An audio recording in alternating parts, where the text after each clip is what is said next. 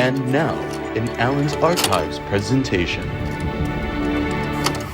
There's a film called A Goofy Movie, and they can't get the green light. So if you can get the green light, you can direct the film.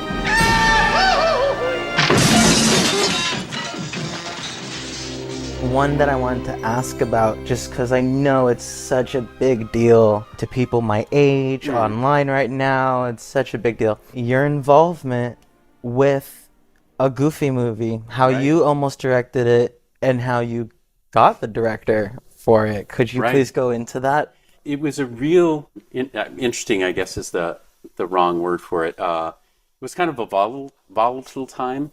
I had just done a string of projects, and for the first time I'd run into real political problems with some people at the studio, and they had tried to force me to re-edit some things and stuff. And then later they regretted how they had treated me, and they invited my agent into a meeting with Ricardo Mestres, ran Hollywood Pictures. And I got a call from my agent, Peter Benedict, and he ran a group called Bauer Benedict Agency. They became UTA later. But he called me and said, we've been called into his office, this big meeting. They wanted me to be present. So I'm not sure. And I said, well, I'm sure if it's bad news, it's BS. And if it's good news, it's BS. It's just like, but it's interesting that they want you to be there. So anyway, with him as a witness, I was apologized to.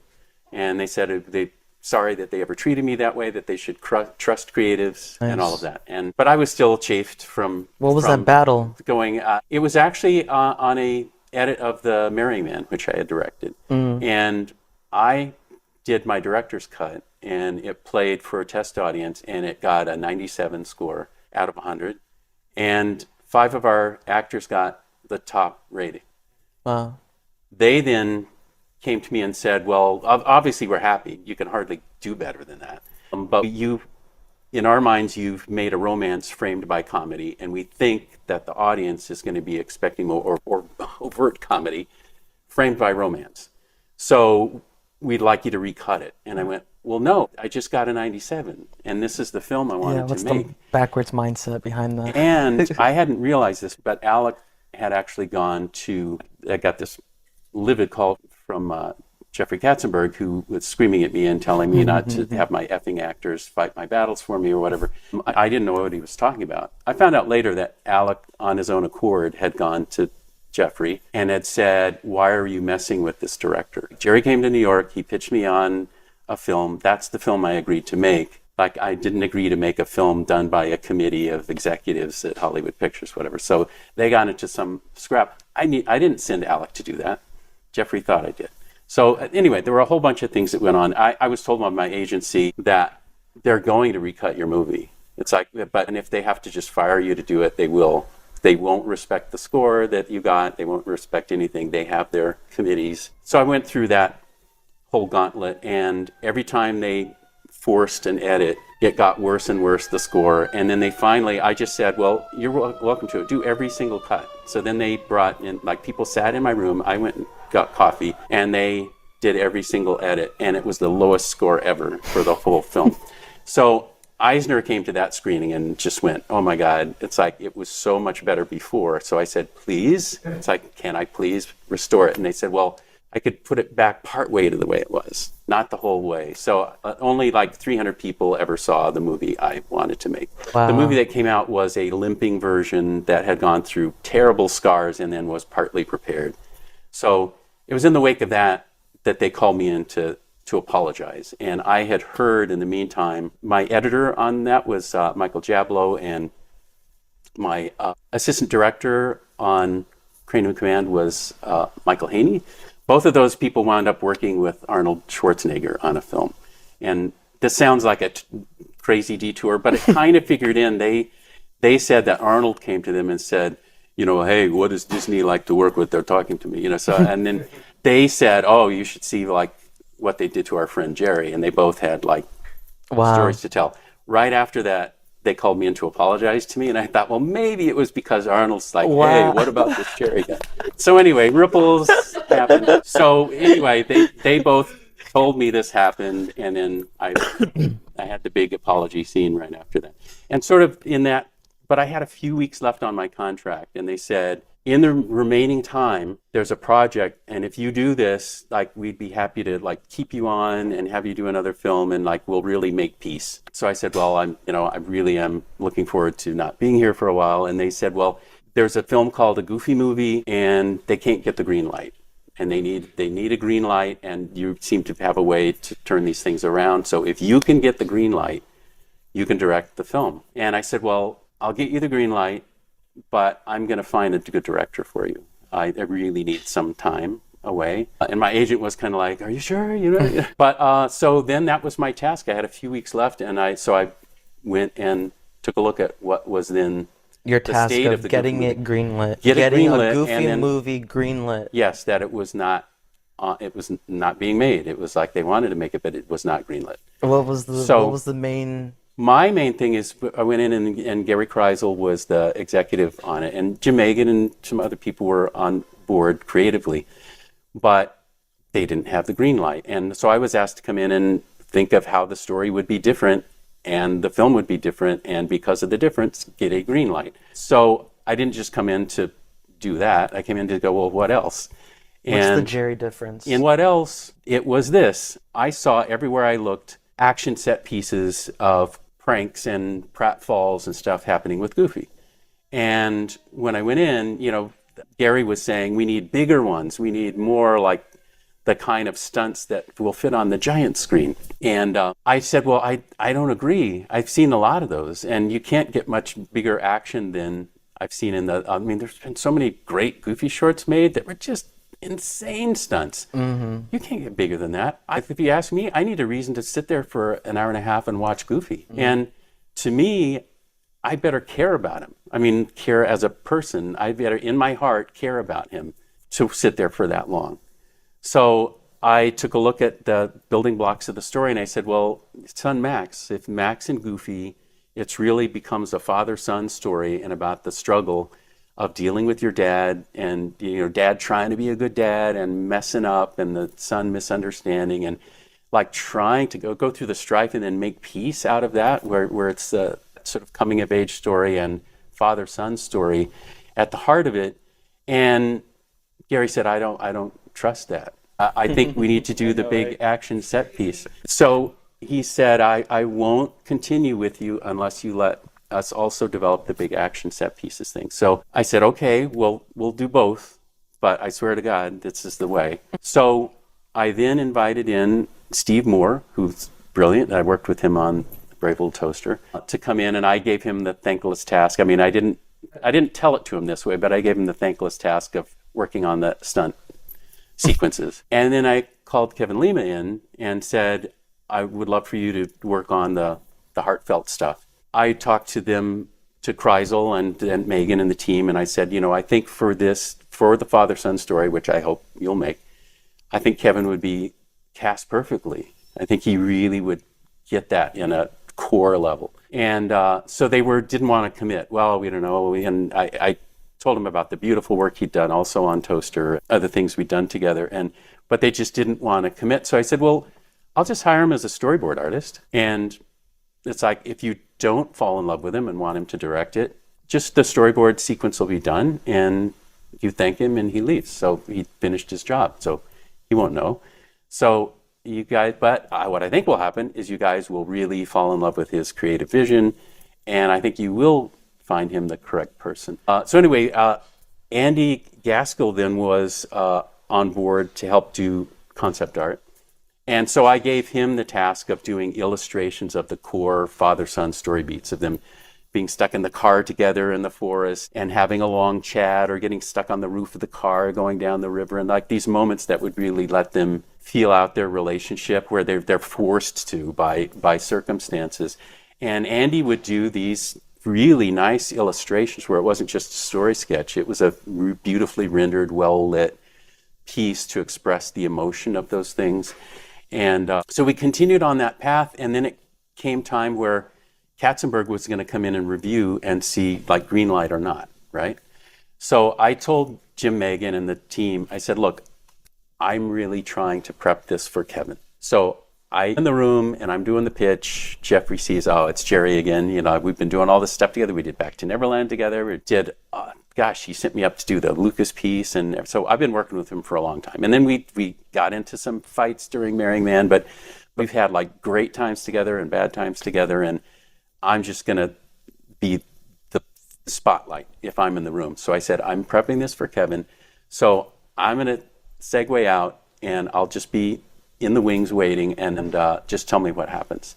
But you guys the ball's back in your court now.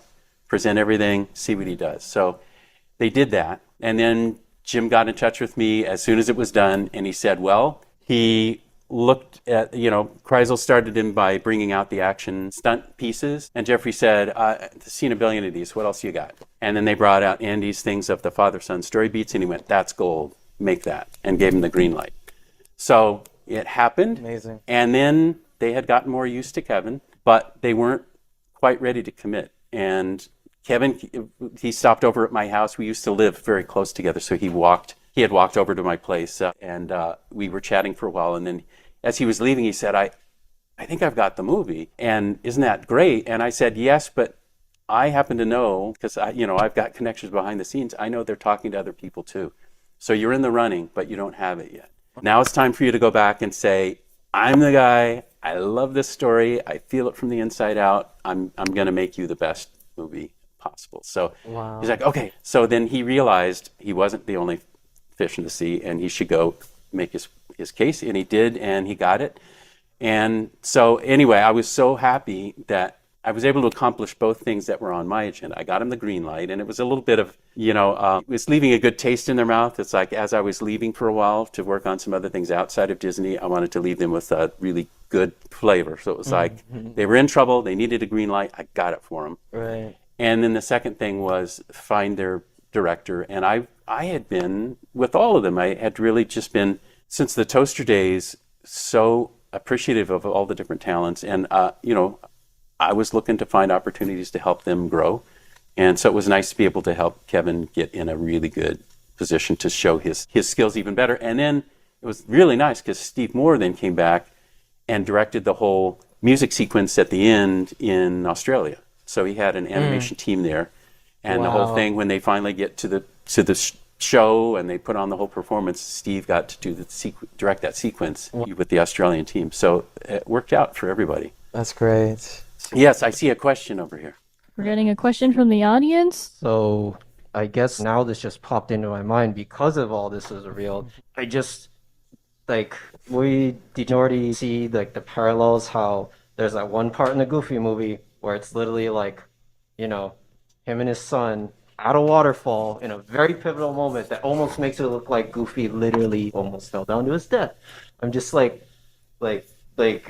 do you think Brave Little Toaster was almost like a influence because it's like a same striking moment where, there's that pause where it's like, oh, did Goofy really just fall to his death in a waterfall? And there's that pause, is he actually alive? And it very well could be.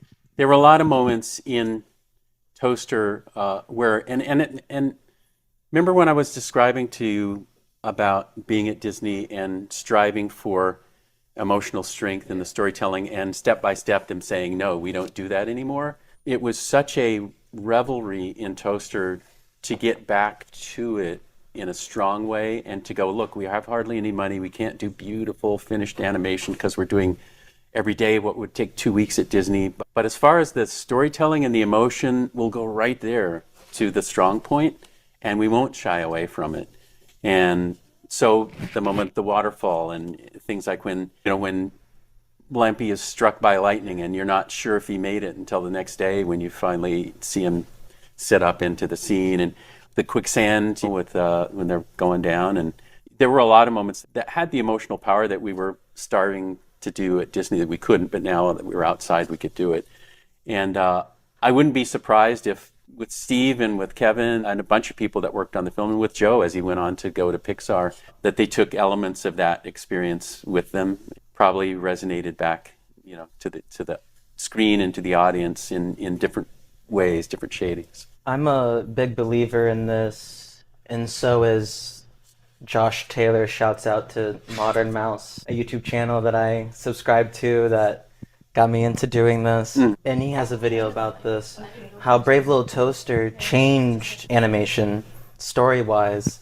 And I feel like the same way that we notice patterns in a hero's journey, we sort of notice that in A Brave Little Toaster and films, other Disney films that are not the main ones that are coming out in theaters. I feel like we notice that in a lot of those, because I notice repeats in the Winning Adventure film too, and I feel like I see a lot of those elements repeat, and I think it's because Brave Little Toaster went places that Disney was too afraid to go to. And then when Brave Little Toaster did so well with how little it had money-wise, we saw Disney repeat after that with more confidence. I think you're right that there was a real fear that we encountered it directly, where they were timid to do things that were that strong. They were scared of an audience potentially turning on them if they would make the strong emotional commitment. If they would remake those classics, like, well, Pinocchio would not be drowned in the water. He'd be just like going, hey, help me, and they'd throw him a life preserver. And he wouldn't remember the film for as long. Right. And Bambi's mom would have sprained an ankle. And so I think you're right that having us fully just go from an environment that had gotten more and more safe and soft to just fully going there and have it work for an audience helped. And that happened again with Robin Williams in Back to Neverland, where Yes. I brought him in and they had the same thing. They were afraid and said, you can't cast him to be involved with Disney animation because he's in their words, crotch-grabbing adult comic with substance abuse problems. And so my argument, as you know, was that Jiminy Cricket was voiced by Cliff Edwards back in the day, and his stage name was Ukulele Ike. And he was an alcoholic, and among other things, and he worked dirty on stage. You could buy records with him singing dirty songs. And Walt saw this magic that he could bring to this character and brushed the other stuff aside and went, I won't show them that. I'll show them this side of him. And so I was able to talk them into letting me use Robin in that film. And then once that happened and the audience didn't freak out, the audience adored him, then he's cast in Aladdin. And then also, and I don't know if I told you this, Alan, but Katzenberg called me and said, I showed Steven Back to Neverland, and he loved it. Stop. So right? Oh my goodness. So that was just before that. And so he would do these short calls. Wow. And he's like, hey, I showed your film to so-and-so. Good job, kid. That was one of them, was Spielberg had seen it and loved it, and then cast him in Hook shortly thereafter. So Now I don't have proof, but I do know that nobody was going to use him. And then after Back to Neverland, he's in Aladdin. And then after Steven sees it, he casts him in Hook. So it's fun to see some of these things where we're able to experiment more and be a little more risk-taking when we're indie and sort of outside the big cocoon and the big rule structure. But it's nice to see when it goes back in and then empowers them to take more risks themselves. They see it wasn't so bad to take the risk. Right. And then it helps them grow too. And it's kind of thankless in a way that I would say, the way I would say it is, after Brave Little Toaster was made, Disney grew a spine again, and we're making moves again. Is how I feel. Well, it's been nice to be experimenting on the fringes of things and to see it ripple back into the mainstream sometimes. We got a question from the virtual world. Hello, virtual world. We have a question about the Goofy movie. A Goofy movie is a beloved family classic. Did you look into your own relationship with your family for inspiration for the emotional side when you were asked to help push that story? Yes, absolutely. And to me, it was very much a personal thing. And glad you asked that. Just we all go through different relationships with family members and with friends, and I felt like the only way to make it relatable was to feel it personally as you're doing the work. I know if you're writing about things that you don't feel or care about, it's hard to make them sort of really ring true. So I was definitely, as I would sit with Jim and with Andy and Kevin and Steve and everybody and coaxing that side of it to happen, pushing the story there, I would feel like it had accomplished the goal if it moved me emotionally, and usually that meant it tapped into feelings I had about my own connections. Thank you for answering that. There was another question earlier. It feels like it's appropriate now to ask. Somebody had asked, and they've been wanting to ask you for a while, is how old is the toaster? What is the age of the toaster?